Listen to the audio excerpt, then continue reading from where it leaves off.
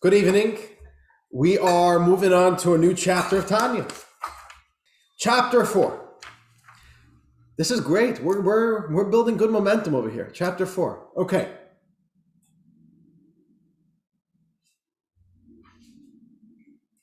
Let's get our bearings a little bit.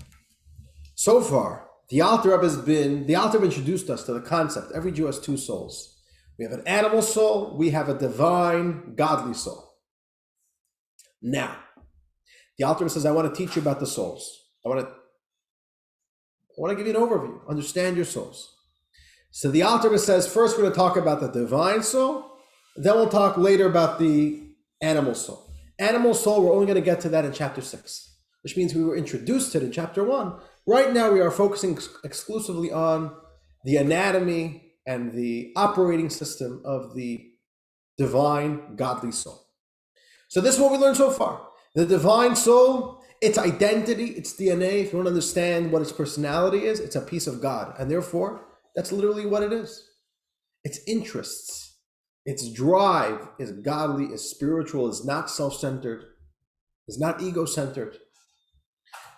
Last chapter, in chapter 3, we learned about the inner anatomy of the soul. The soul has 10 soul powers. 3 intellectual soul powers, which allow the soul to understand the cognition, the intellect of the soul, and 7 emotional soul powers, which allow the soul to have feelings, to have emotional, what's the word I'm looking for? Feelings. Emotional feelings. Emotional association, that's the word I was looking for. It allows the soul to have emotional associations with things around it. Chapter 4, we'll be talking about the next layer of the soul, which is a more peripheral layer of the soul. Before we read inside, I want to have a little bit of a discussion with you outside just to get ourselves a little bit introduced to these topics. And as you'll see in the beginning of the chapter, I titled the chapter, The Outer World of the Godly Soul. The outer world. So we're already going to move to a more peripheral layer of the soul. I want to ask you a question. I want you to imagine, unfortunately, some people don't need to imagine this. I want you to imagine, what would be your human experience if you did not have the capabilities to express yourself? What would your life look like? What would your life be like? And not just what would your life look like from the outside, what would your life look like in the inside? If you could not express your soul, which means you had a soul, you have a fully healthy functioning soul, but you have no way to express that soul, what does that look like? Frustrated. So before you tell me how you feel about it. I want to first describe to me the condition. I understand you'll be frustrated, but what is it? Just first describe to me the situation. Do you understand my question? I would feel trapped. What was that? Trapped. Like You feel trapped. locked in. Okay, so you're, okay, maybe I wasn't clear enough. So you're telling me how you feel about it. You would feel frustrated. You would feel trapped. Don't tell me how you're going to feel about it. I want you to describe to me, what does life look like? What's life? Animalistic. You say it's animalistic? Why? Because without the godly soul, you're governed entirely by the... Oh, no. So I'm not going into the animal soul. And we're not talking about, I just want to talk about just, I want to get the concept of expressions. This is what I'm getting at. I'll tell you what we're getting at, and then we could discuss it more.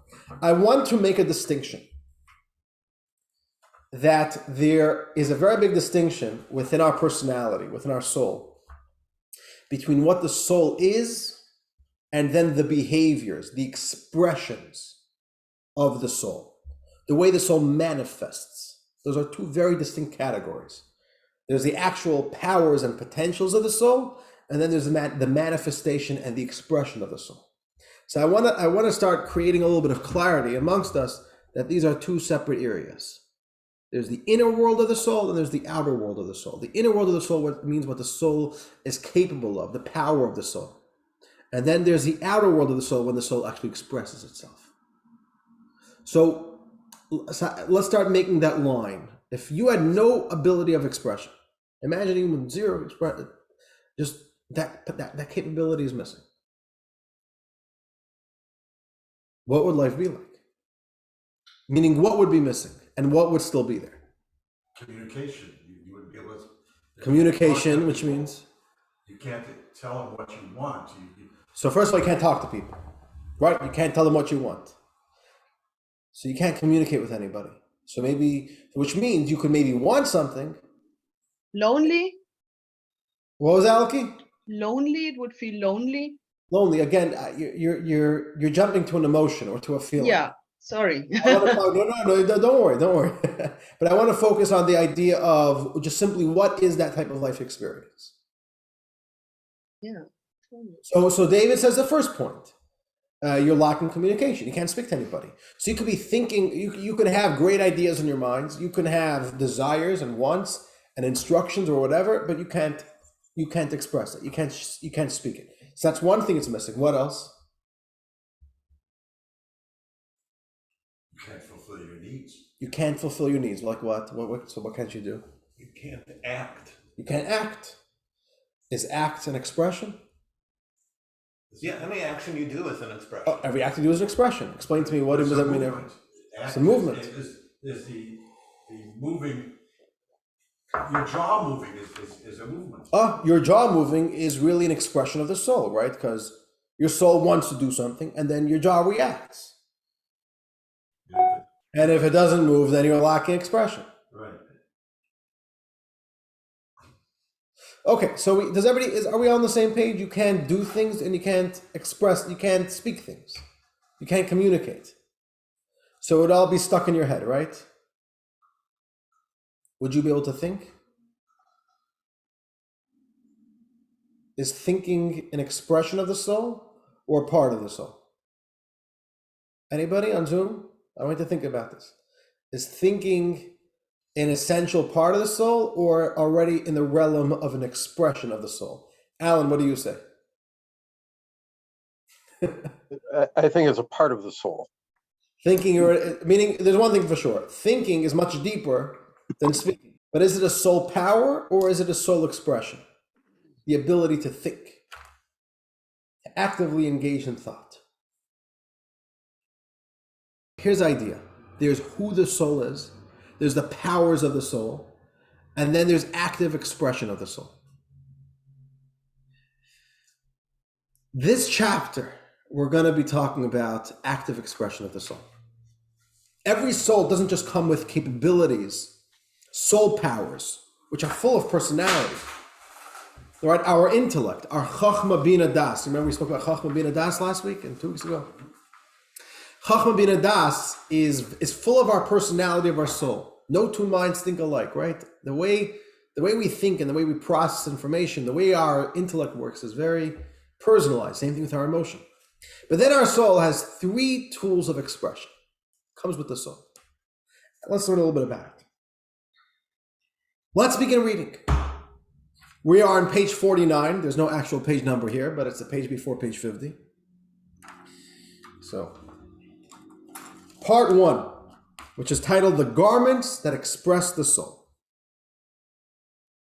Furthermore, that's how the chapter begins. Furthermore, every divine soul possesses 3 garments. We're going to explain the concept of a garment soon, but the same way we all have a wardrobe, our soul has 3 garments. These garments serve as tools of expression for the soul. The 3 garments are thought, speech, and action. Thought, speech, and action. Okay. So first of all, let's get introduced to this concept of garments, and then let's go through these three garments, these three modes of expression.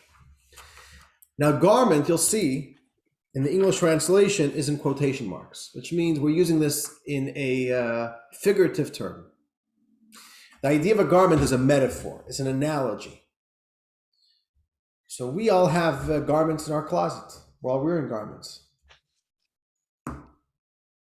Oh, okay. So the same relationship we have with our garments is a very similar to the relationship that our soul has with its expressions. or with its behaviors. I want to go through 3 ideas about clothing. We all have clothing.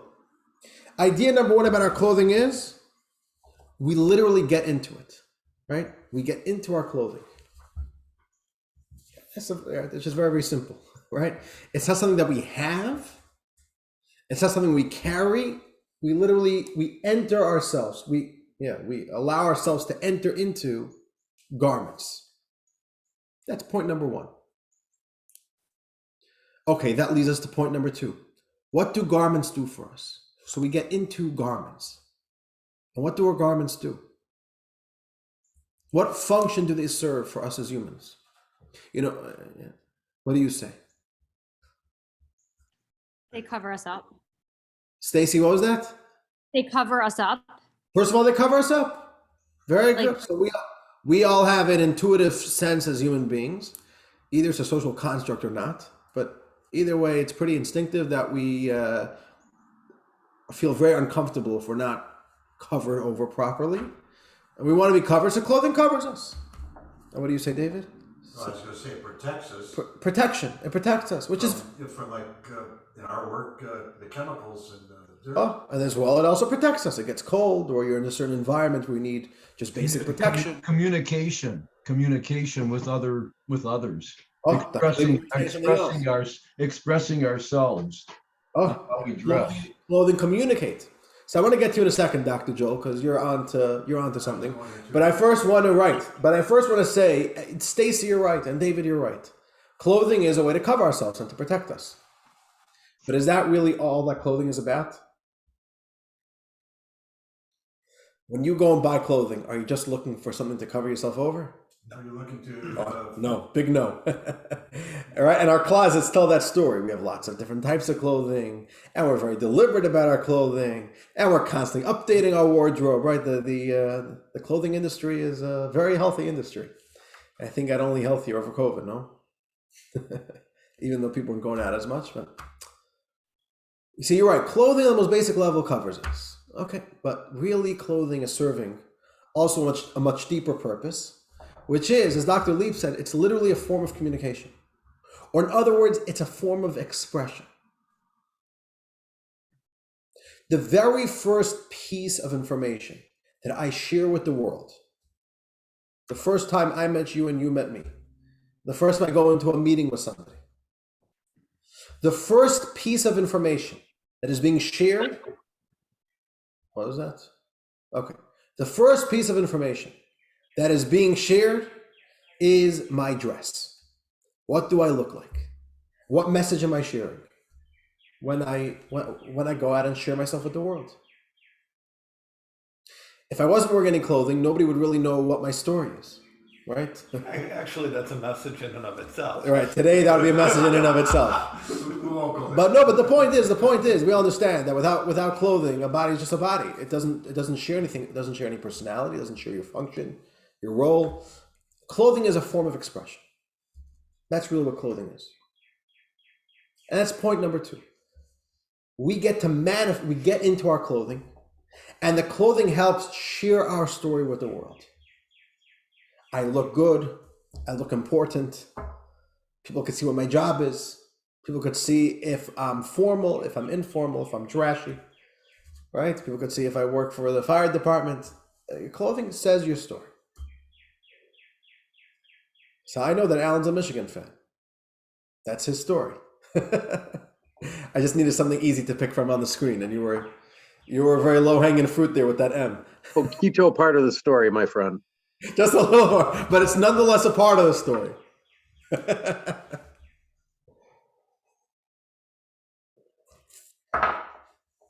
So we have 2 ideas so far. What are garments all about? Number 1, very practically, we get into it. We literally get into our shirt, we get into our pants, and we live our entire day through our clothing, within our clothing, and that's a form of expression. And there's a third idea, which I believe, Dr. Joel, you also mentioned this. Dr. Joel, you're on a roll. Dr. Joel wrote here in the comments. Dr. Joel, what did COVID? Yeah. What was that? They're not part of the soul. Not part of the soul. What did COVID do to you? It made you into a scholar all of a sudden overnight? Is that one of the side effects? I don't know. Nothing. I'm a poet and I don't even know it. There you go. There you go. We can't underestimate ourselves. This is the third idea. Clothing, on the one hand, is an integral part of the human story. We express ourselves with our clothing. But the key idea over here, this is the third idea, is it's really not a part of us. We express ourselves through it, but it's always something outside of us. There's me and then there's my clothing. And I get into my clothing. It's an exterior layer of the soul. It's exterior layer of the human experience. I have skin, I have bones. I can't take that off, right? God forbid. Okay, unless there's a necessary surgery, whatever. But your clothing, while they help express you, they're always outside of you, which also means that you could change it, right? You could change your shirt. It takes no effort. Right? It's not a very difficult thing for us within the human experience to change our clothing. We could get in clothing, we could add a clothing. We could also get into clothing that don't fit us, right? I could wear my father's shirt, it doesn't fit me. I could get it, I could put it on. It's gonna be baggy, it's not gonna look good, but I could do it. But we choose clothing that express us properly. Express our physical size, but more importantly, express what we want to show to the world. It's a form of expression. So we have three ideas, okay? This is the analogy. What's our relationship with clothing? We have three ideas. Number one, very practically, we get into the clothing. Number two, the clothing helps express us. And number three, they're always a peripheral level. They're a peripheral part of who we are. Let us now try to create a metaphor, an analog, from the idea of our own clothing, our own garments to the soul. There's a soul. And the soul has intellect and emotions. But these intellects and emotions are not tools of expression. They're just simply potentials, they're powers. For them to be activated in a way where they are manifest, in a way where they are actually functional, they need garments to express them. These three garments are thought, speech, and action.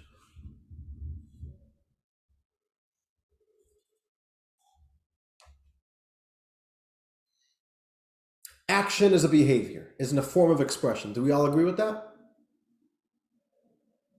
That all makes sense. Speech is a form of expression. Does that make sense? Yeah. So speech is a garment.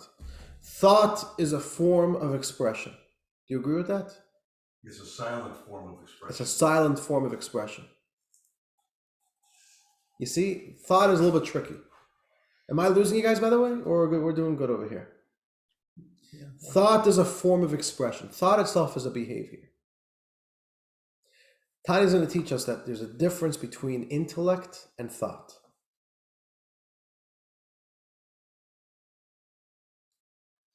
There's intellect of the soul, and then there's the ability for the soul to activate, to express the intellect by using the garment of thought.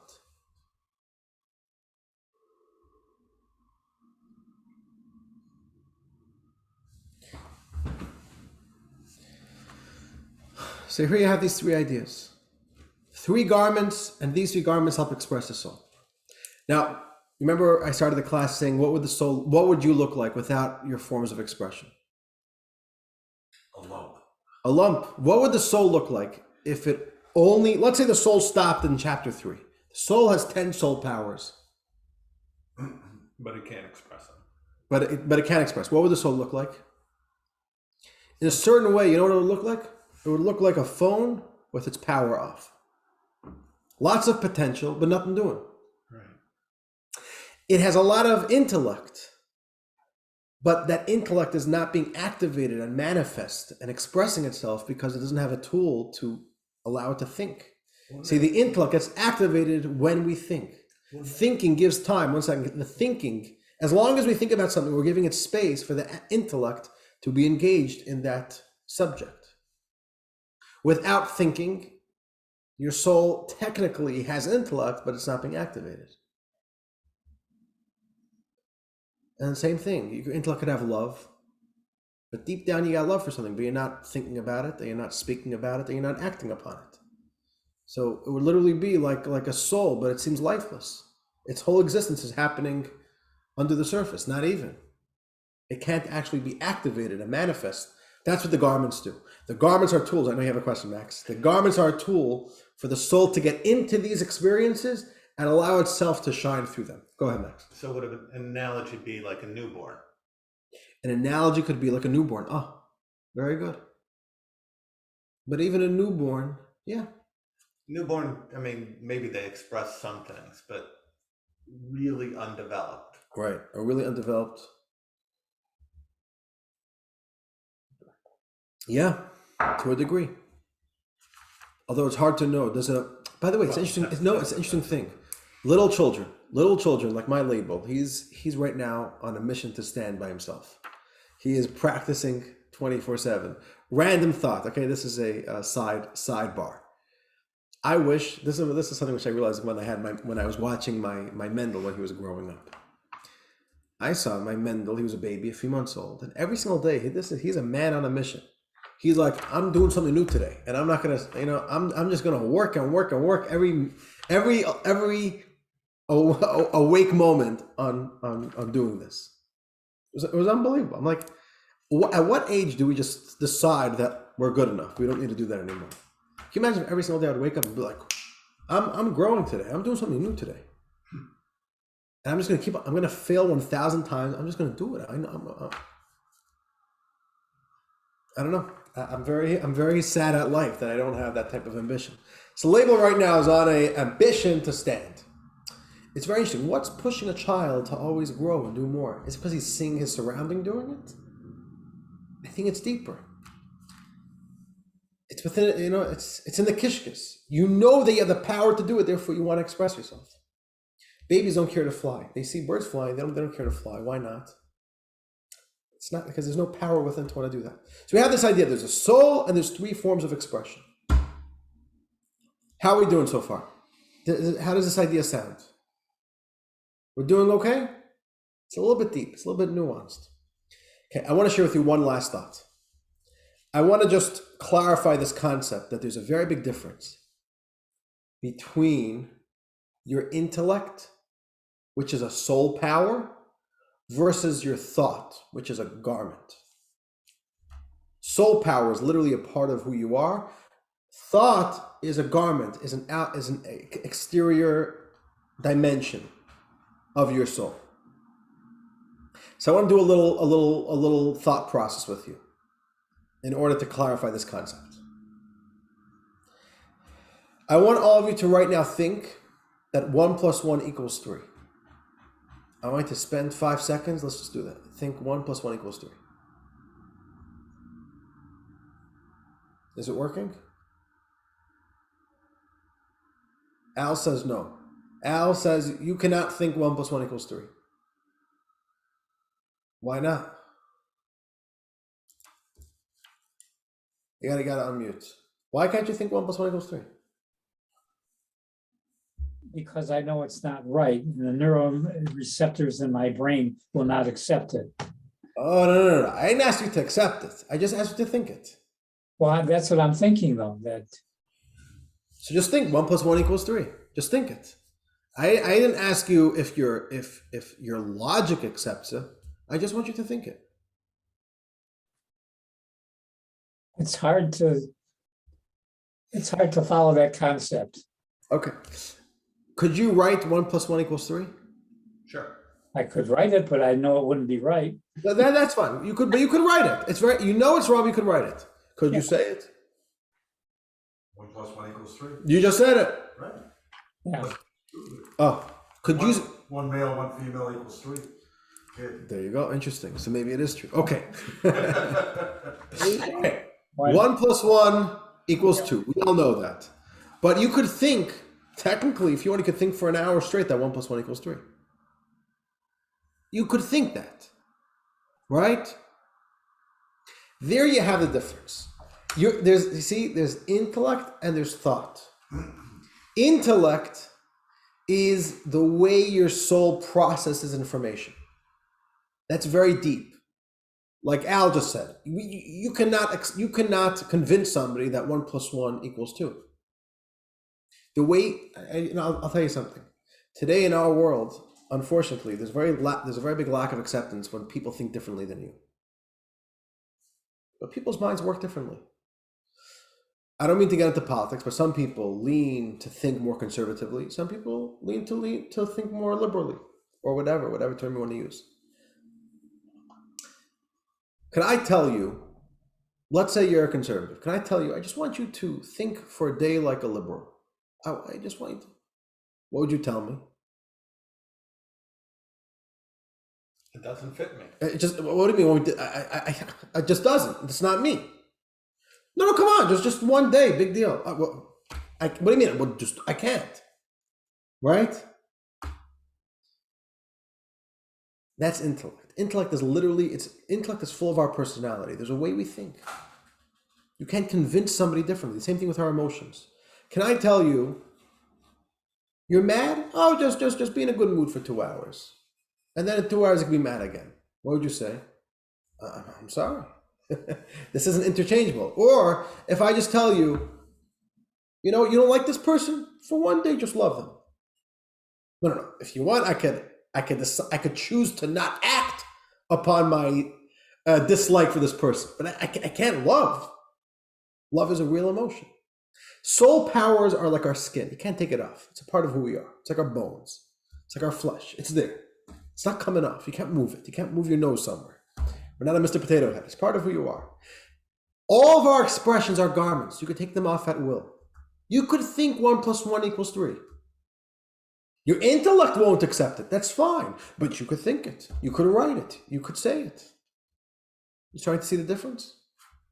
So thinking, is an expression. It's a garment. It's a different experience than your intellect. On the same token, all of you know that 1 + 1 = 2. But when was the last time you actually thought about it? Chances are you didn't think about it for the last week. Maybe you didn't even think about it for the last month. You didn't need to. No, we needed it. We did inventory. Right, so I think maybe we subconsciously, meaning, of course, we're always using math in our head.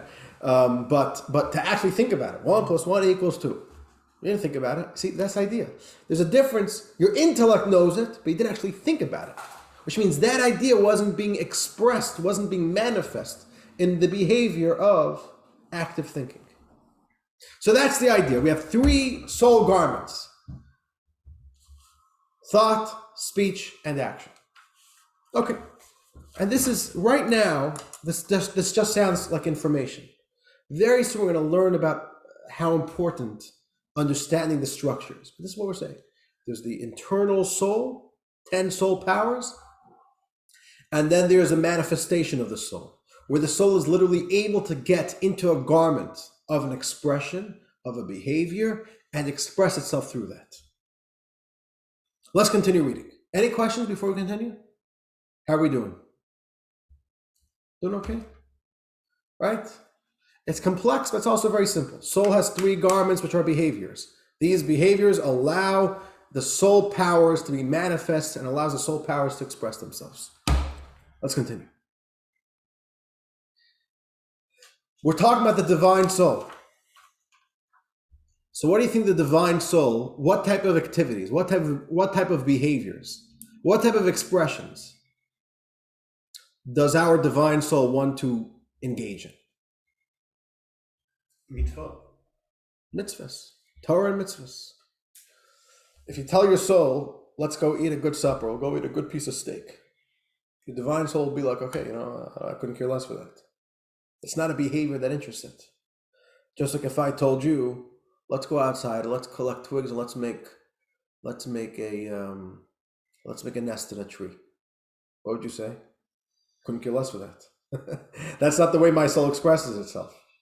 So the divine soul, a divine soul, which its interest in life The subject of its interest is literally God.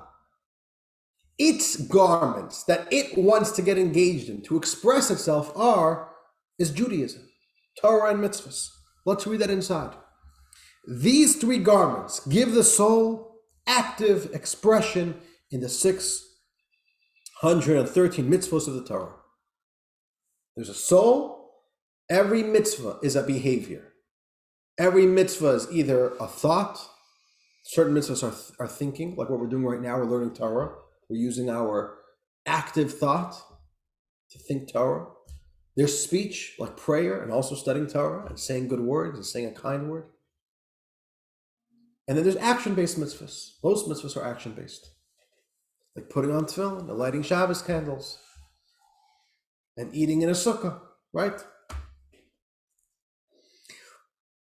So every mitzvah is the way that the soul expresses itself.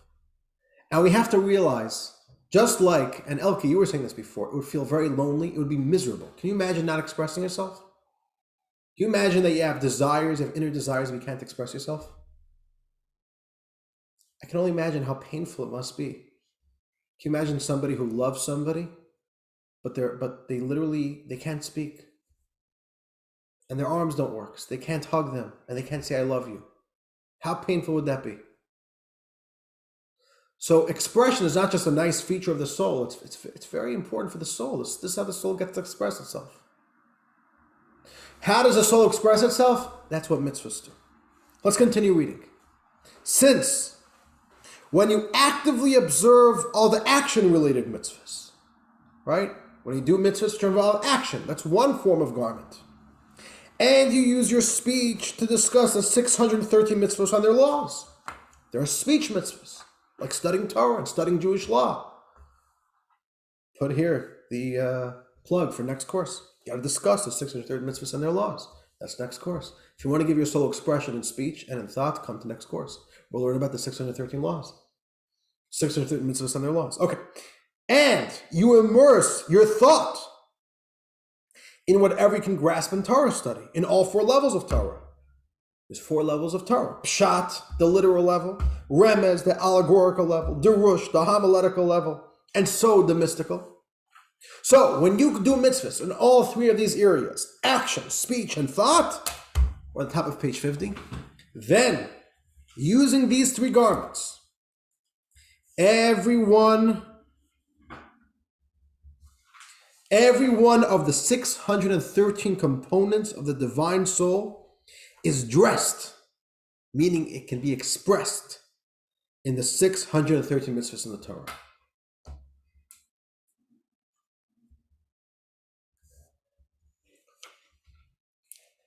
You know, we spoke last chapter about the soul having 10 parts, 10 soul powers. But if you want to break it down more specifically, there's really 613 elements to the soul.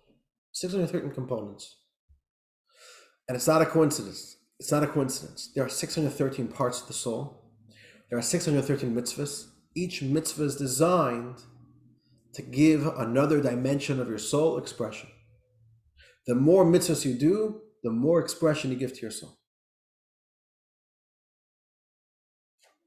So the same way, life would be miserable if we didn't have tools of expression. So we would have this whole rich world living just inside our soul, but we'd never be able to share it. We'd never be able to activate it. We'd never be able to manifest all of that. That's what mitzvahs are for the soul. Mitzvahs allow the soul to express itself. And in three ways: thought, speech, action. Okay. The Alter is going to break it down to us more specifically. Certain parts of the soul get expressed in certain garments. Just like our sock goes on our feet and it doesn't go on our arm. Unless you're a little kid and think it's funny. Right? But a sock is designed to express and to be part of, it's meant that our foot goes into the sock. And a shirt is meant that it goes on this way. So there are certain parts of the soul that get expressed in certain garments. Let's continue reading. Specifically, through the garment of thought, your intellectual soul powers of Chachma, Bina, and Das are expressed in the Torah that you study on all levels, Pshat, Remez, Drush, and Sod. So your intellectual soul powers get expressed through the garment of thought. This garment, the garment of thought, activates the soul's intellect, enabling one to study to the extent of your intellectual capacity and your soul's spiritual root. Okay, so every single Jew, it's not important to get too deep into this right now, but every single Jew has different capacities. And there's two types of limits in what we can learn. There is our practical intellectual capacity. Some people are very deep. Their minds allow them to go very deep. And some people, just their minds don't know how to go so deep. That's one capacity. And then there's your soul's spiritual root. Certain souls could go deeper into Torah, and they could appreciate and relate to deeper ideas in Torah. Some souls can't. And it has to do with what we learned in chapter 2, what level your soul was developed, right? There's a whole chain of worlds. So, but the point is that whatever your soul's capacity is, whatever your soul's potential is to study Torah, you could manifest and express those soul powers using the garment of thought when you actively think Torah. When you study Torah, you're allowing your soul to express itself. And specifically the intellectual soul powers. Let's continue. Through the garment of action, your emotional soul powers, namely reverence and love, along with all their derivatives. Right? There's not just two emotions. There's a lot of emotions. But generally speaking, you could put all emotions within the two of reverence and love. Reverence and love are the general categories of all emotions. So let's begin again from the beginning of the paragraph. Through the garment of action, your emotional soul powers, namely reverence and love, along with all their derivatives, are expressed in the observance of the action-based mitzvahs. When you do a mitzvah, a practical mitzvah, an action mitzvah, that expresses your emotions. And the same is true, next paragraph, and through the garment of speech, your emotional soul powers are expressed in the mitzvahs of speech, especially the study of Torah, which is equal to all the mitzvahs. Out of all the speech mitzvahs, like studying Torah and saying good things and saying nice things, the study of Torah is the most important mitzvah, and that's a way that you allow your soul to express itself through speech.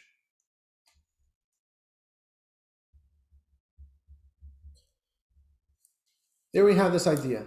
Every behavior that we do is expressing our soul. It just depends which soul.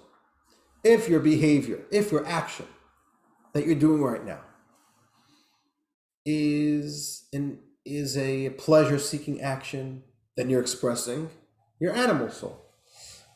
If you're allowing your garments, if you're investing yourself in the garments of Judaism, of Torah and mitzvahs, then you're expressing your godly soul. But I have a question for you.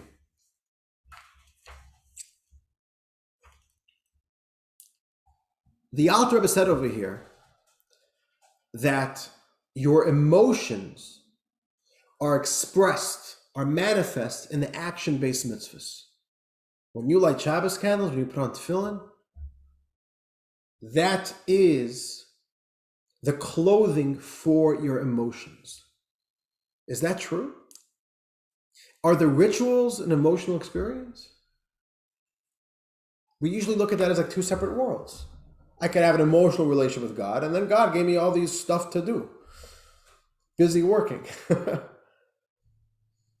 Here the author is kind of saying that no, it's one and the same. Your love is expressed through the action mitzvahs and through the speech mitzvahs. That's an interesting idea. Even though we do it by rote, by just habit. Right, even though we do it by rote, by habit, right? For example, people, right, everybody has mitzvahs which are habit, and everybody has mitzvahs which are not habitual. But let's say some people have a habit, they never miss synagogue on Shabbos. That's a ritual, I go. Some people, their habit is they never miss Rosh Hashanah, right? So that's a ritual. That's an action-based mitzvah. That's a vehicle. That's a medium for an emotion. And the Alter is saying, yeah. The Alter is going to say like this: ideally, the garments of the soul The same way we get into our garments, we are meant to get into the garments of the soul. The soul is supposed to get into the garments, into the behaviors. Which means we own a lot of garments sitting on hangers in my closet. They're there, but I'm not in them. And if I'm not in them, then those clothing become very dry and don't mean much. So the author is going to say, ideally, if you want to understand what the function of a mitzvah, what a mitzvah is for the soul, the mitzvah is a vehicle of expression for its emotions. Because if you think about it, that's really what actions are.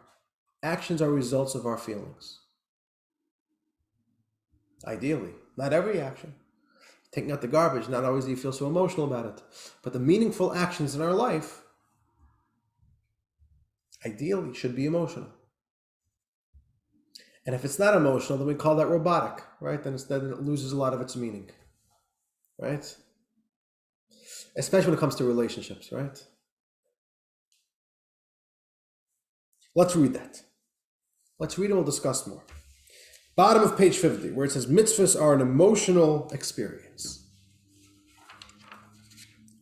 The author is going to explain this phenomenon. Why are we saying that the emotions get expressed in the actions and in the deeds of mitzvahs? So the author explains, for the love of God is the motivator behind all 248 positive mitzvahs. They all flow from love and have no true basis without it. Every mitzvah, in essence, ideally, is an act of love. Let me give you an example. My little Shayna loves dolls. She likes dolls. Can you imagine if my Shayna would say, I love dolls. Oh, Shayna, do you want to go play with your doll? Nah, that's all right. I don't need to play with it. Oh, do you want to go cuddle with it on the couch? No, I don't need to cuddle with my doll. You want to go lay down with it? No, I don't need to. Nothing. She says, yeah, I just love the doll. I could sit in the drawer in the playroom. Oh, I need to do something with it. I just love it. Does that make any sense? Don't want to break it. I love my kids. I don't have time for them though. We're a little bit guilty of that sometimes, huh? But we all understand. Same thing. Somebody says, I'm so upset. If you're not upset enough that you're not acting upon it, I've got news for you. Not that upset. What happens when we're upset? What are we going to do? We need to do something. The more of an emotion we feel, the more it needs to bubble into expression. If we're happy, what do we think about doing? Celebrating. We celebrate. We say, who can I tell? Who can I talk to about this? Which friend can I call and discuss it with? We write a post on Facebook. We want to express it. We want to dance. How can I express this? If I'm upset, same thing. What could I do? It's not like, oh, I'm mad. Okay, move on with life. No, the emotion spills into something. What are mitzvahs? Ideally, every mitzvah that a Jew does, the way it's designed, what are mitzvahs designed to be? Why did God give us mitzvahs? To keep us busy, keep us out of trouble. To make the world better. To make us crazy, to make the world better. To make us a Bissel Meshugah, it's not so bad. Huh? Being a Bissel Meshugah is also okay. If you want to understand what a mitzvah is a tool of expression. The more you love God, the more you love your own soul, what happens? You want to act upon it. That's what a mitzvah is. A mitzvah essentially, like the Alter says, it flows from love. You love God, so I want to do something. Now, I'm not saying that all of our mitzvahs look like this. We're talking ideally. Ideally, our mitzvahs are supposed to be garments with somebody inside. Clothing on a hanger are not that meaningful. They're tools of expression, but they're not expressing anybody. Clothing on a mannequin, not too much better. Yeah, it's a figure of a person. There's no life in there. If we do a mitzvah out of rote, out of habit, it's a little bit like a piece of clothing, lifeless. There's nothing inside of it. There's no energy. It's not expressing anybody. A mitzvah, ideally, by design, and this is something we all have to work on, to try to invest as much energy, as much feeling into a mitzvah. That the love of God, our relationship with God, should naturally spill over into our behaviors. So let's read that. Let's continue reading. Bottom of page 50. The author explains this concept. Because the person who observes the mitzvahs authentically, right, authentically, which means to the truest form, is one who truly loves God's name and desires to be attached to him. When you love something, you want to spend time, you want to get close, you want closeness. And it's impossible to truly connect to God except through observing the 248 commands, the 248 positive action-based mitzvahs. Why is that the only way to connect to God? For they are the 248 organs of the king, so to speak, as is explained elsewhere. Okay, this is a Kabbalistic idea. Like if you look in footnote 2, comes from the Zohar. The Zohar says that the 248 positive mitzvahs represent the 248 organs of God. Just like we have organs of our body, limbs of our body, God has limbs. And the same when you love somebody, you want to get close to them, you want to hold their hand, and you want to hug them, and you want to kiss them. Mitzvahs allow you to touch God. Maybe we don't feel it. We'll talk about that later on in the chapter. But a mitzvah is the way you express love. Without a mitzvah, how are you going to express your love? How are you going to get close to God? That's what a mitzvah is. A mitzvah is a tool, a garment that the soul has at its disposal to express its emotional love to God. And a mitzvah and the actions of the souls are expressing the soul the same way our clothing express us. So that's love. And there's also another emotion. Let's continue reading. And the reverence of God, right on the flip side, our awe and reverence that we have of God is the motivator to refrain from the 365 prohibitions of the Torah. There's 248 positive mitzvahs in the Torah, the do's, and there's 365 don'ts. Love compels us, or impels us, I think impel would be more appropriate here, to do something. I love you, I want to do something for you, I want to be with you, I want to spend time with you, let's go out together. But the reverence, the awe, the respect that I have for you stops me from doing things that will hurt you or hurt our relationship. That's respect. That's reverence. So the stuff that we do for God, that's love. The stuff that we nuisance ourselves to not do, we hold ourselves back, we restrict ourselves, that comes out of respect, out of reverence. Why? The author explains. For because of your reverence to him, you will not rebel against the supreme King of Kings, of the Blessed Holy One. When you respect an authority, you listen. If you don't respect an authority, if you don't have any sense of reverence for an authority, you couldn't care less. If you accept upon yourself and you have a respect for an authority, you listen. So this is the simple thing. If you accept God's authority over yourself and you respect that and you revere that and you're in awe of that, you don't want to rebel. I'm listening. It's a simple idea. There's an emotion, and when you don't do an action, which is a lot of hard work, it takes energy. It takes energy to hold yourself back. The not doing sometimes is an action. How do you keep Shabbos? By not doing a bunch of things. It's not a walk in the park. The not doing things takes a lot of effort. So the not doing stuff is motivated and is a garment for your fear of God, for your awe of God. Okay, let's continue reading. This is the final idea of today's class. Or, the Alter Rebbe gives us a deeper version of reverence. The first idea of reverence the Alter Rebbe teaches us, simple. We accept God's authority, and therefore you listen. Or, it may be a more profound reverence. This is a deeper version of reverence. And I'll tell you, the Alter Rebbe gives us two short paragraphs to describe this reverence, but it really is going to be a full chapter later on in Tanya. So right now we're just getting the quick overview of this more profound reverence. And this is what it is. You feel a sense of shame. And shame doesn't mean that you're embarrassed. Shame means you feel little, right? You feel awestruck.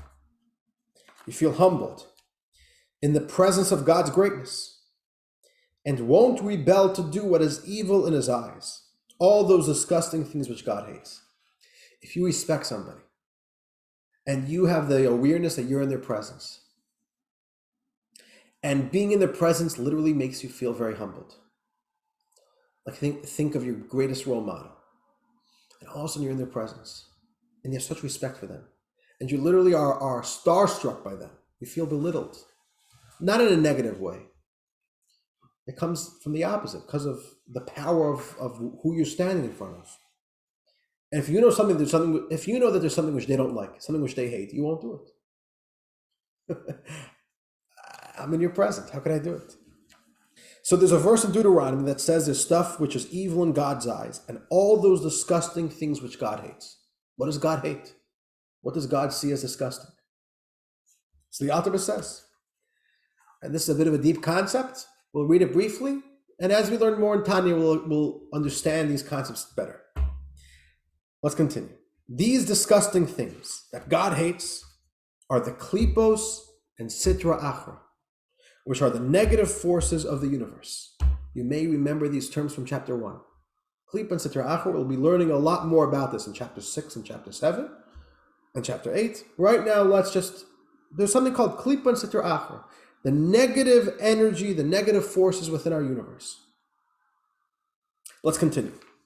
They draw their energy through mortal man's transgressions, and their hold on him is through the 365 prohibitions.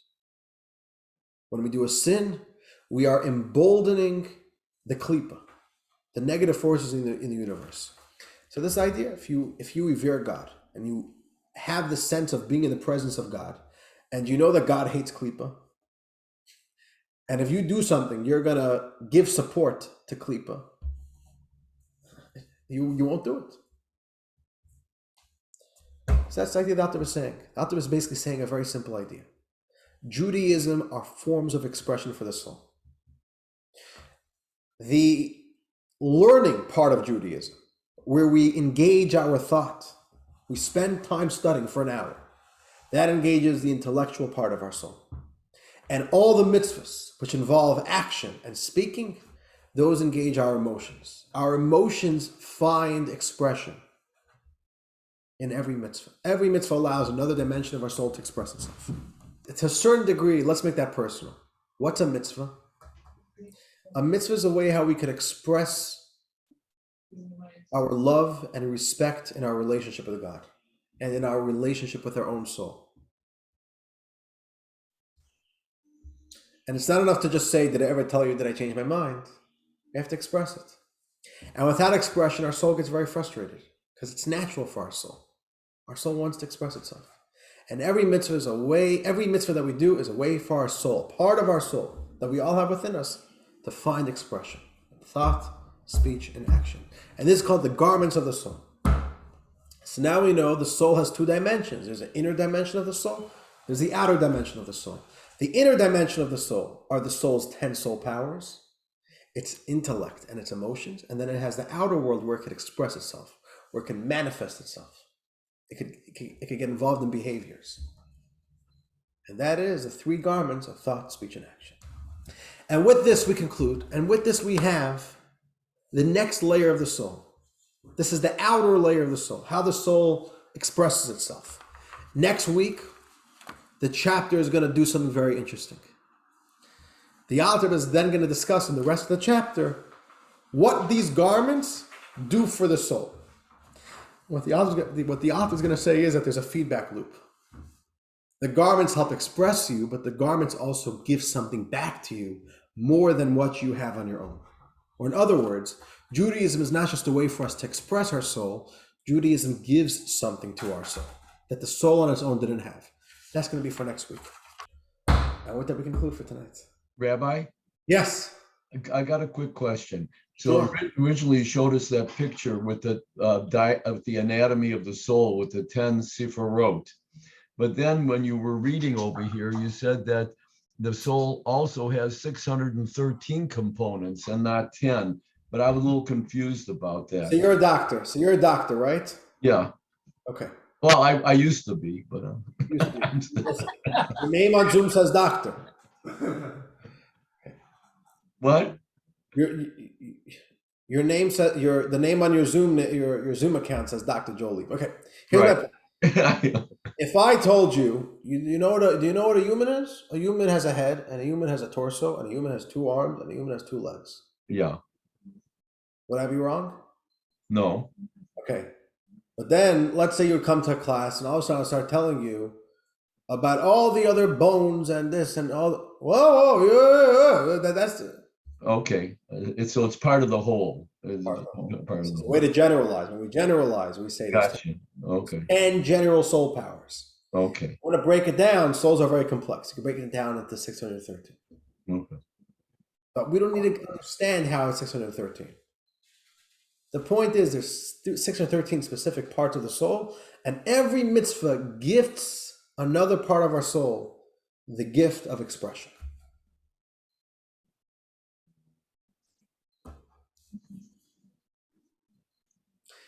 And I want to thank you all for joining. This was wonderful. And next week we'll continue our journey. The plot starts thickening next week. So